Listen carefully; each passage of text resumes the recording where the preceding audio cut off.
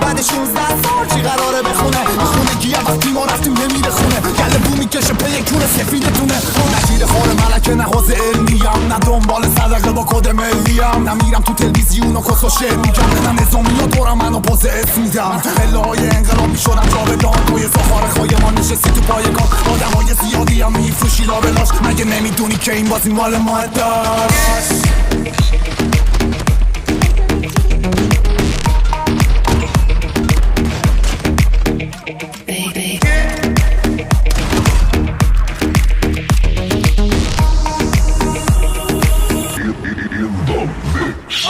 هنو بلند میشه دود از کنده با من از باخت نگو من بودم برده انگاه انتحاریه تو مخم بمبه مثل گرگ میشم پشیمون زود از صبح میخوره زمین کف تهرون نابی سجده میکنه جلو مسنون داگی رو خط ما خوابیدم میگیره تلفن آتیش بهمون میشم مثل پیتون پاپیچ مثل قیصر میرم بالا هنو والیبال مثل کارلئونه میگیرم اکوبای پا که باید بذاریم به جای ریه دود که زندگی میکنه میشه رو زیر پوستش ما اولد اسکول تر از آتاری دور زمین میچخه صدامونه نگاگاریم همیشه برنامه به راه فاز قاجاری هنوز زنده این قاچاقی حالا دیگه رپ فارسی میتونه بهم بگه بابا بگو بینم به خوابش دیده کی مثل ما حتی عکس میگیره تو کوچه هیتره با ما آخه پش میریزونه با شیور کارا